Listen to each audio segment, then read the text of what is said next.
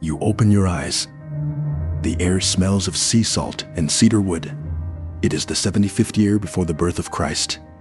You are a young man of 25. Patrician blood, but empty pockets. Your name is Gaius Julius Caesar, and you are running for your life. On the 13th of January, the dictator Sulla ordered your execution. You refuse to divorce your wife, Cornelia. Sulla's men are hunting you. You change clothes in a farmer's hut. You sleep in caves. You cross mountain passes at night. Finally, you board a ship to Asia. On the voyage, pirates capture you. They demand 20 talents of silver for your ransom. You laugh at them. You say, "You ask for too little. I am worth 50. The pirates are amused. They raise the ransom. You spend 38 days on their ship. You write poems. You order them to be silent when you sleep. You call them barbarians to their faces. They laugh, but they fear you. When the ransom arrives and you are freed, you hire a fleet. You hunt down every pirate. You crucify them, just as you promised, just as you promised, just as you had joked with them during the voyage. But because they treated you well, you cut their throats before the nails. That was your mercy. You are 25. And already, men know your name. On the 1st of the 5th of March, 8 years before Christ, you become governor of Cisalpine Gaul. You are in debt. Your enemies in the Senate think they have banished you to a wilderness. Instead, you look north. Beyond the Alps lies Gaul, a country of wild tribes, dark forests, and gold. For the next 8 years, you will conquer it all, not out of greed, out of necessity, to pay your debts, to raise an army loyal to you, not to the Senate, to become untouchable. On the 21st of the 5th of September 2 BC, you siege Alesia. The Gallic chieftain Vercingetorix has 80,000 men inside the hill fort. You surround him with 20 miles of trenches, palisades, and traps. Then a second Gallic army arrives, 120,000 men to rescue him. You are now besieged yourself, trapped between two armies. You order your men to build a second wall, double circumvallation. For a week, your soldiers fight on two fronts. They eat horse meat. They drink water from puddles. On the 2nd of October, you don your red cloak and ride into the thickest fighting. Your shield takes 4 arrows. Your horse is killed beneath you. You fight on foot until nightfall. The next morning, Vercingetorix surrenders. He rides out of Alesia in full armor. He lays his sword at your feet. You send him to Rome in chains. He will rot in a dungeon for 6 years, then be strangled in your triumph. Gaul is yours. 1 million men have died. 1 million more are enslaved. The Senate orders you to disband your army. You refuse. On the 10th of the 4th of January 9 BC, you stand on the bank of a small river called the Rubicon. It is the boundary of Italy. By law, no general may cross it with an armed legion. You look at the water. You say, the die is cast. Then you kick your horse and cross. Civil war begins. You chase Pompey to Greece. On the 9th of the 4th of August 8 BC, you fight the Battle of Pharsalus. Pompey has 45,000 men. You have 22,000. You tell your soldiers, aim for their faces. The aristocrats are vain. They will run if you spoil their beauty. They run. Pompey flees to Egypt. You follow. When you arrive in Alexandria, you are handed a gift wrapped in a basket. It is Pompey's head. He was murdered on the shore. You turn away in disgust.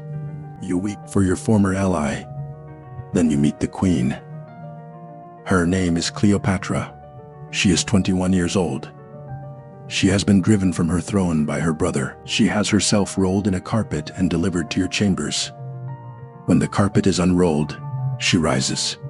You are 52. She is 21. For the next 2 years, she will be your lover, your ally, and the mother of your son. You help her defeat her brother. You burn the Alexandrian library by accident. 40,000 scrolls lost in a single night. You do not apologize. On the 14th of the 4th of March, 4 BC, you return to Rome. You have been made dictator perpetuo, dictator for life. Your enemies call you king. You do not deny it. On the 15th of February, at the festival of Lupercal, your friend Mark Antony offers you a crown.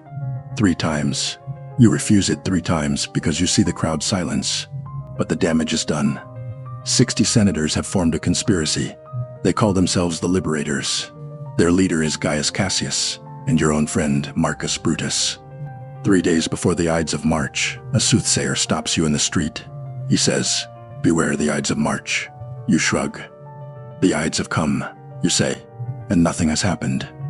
On the night of the 14th, your wife Calpurnia cries out in her sleep.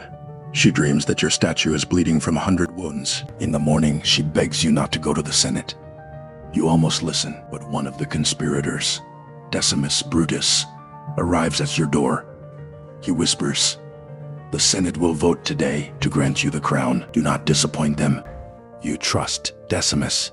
He has fought beside you in Gaul. You go. The Senate is meeting in the portico of Pompey. As you enter, the senators rise and applaud. You sit in your golden chair. One of the conspirators, Julius Caesar, approaches you. He pulls your toga down from your shoulders. That is the signal. Cascada strikes first. He stabs you in the neck. You grab his arm and shout, "Wretch, what are you doing?" Then the others close in. Casca stabs again. Cassius wounds your face. You see Brutus in the crowd. For a moment, you hesitate. Then you say, in Greek, because you have always spoken Greek in your last words, "Kai su teknon." "You too, my child." You pull your toga over your face and fall at the base of Pompey's statue.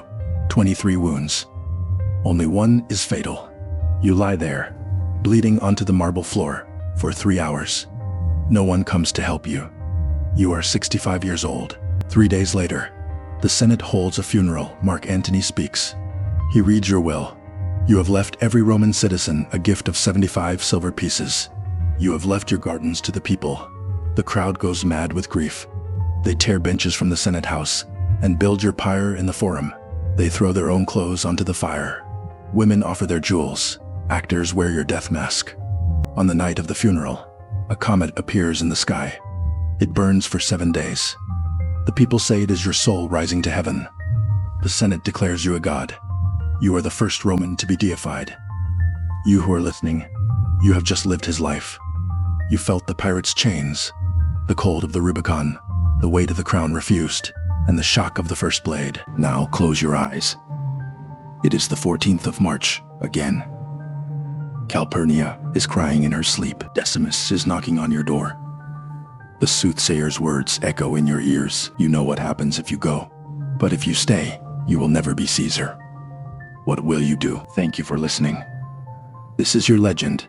In our next letter, you will become another soul from the cairn of history. Subscribe and live the legend.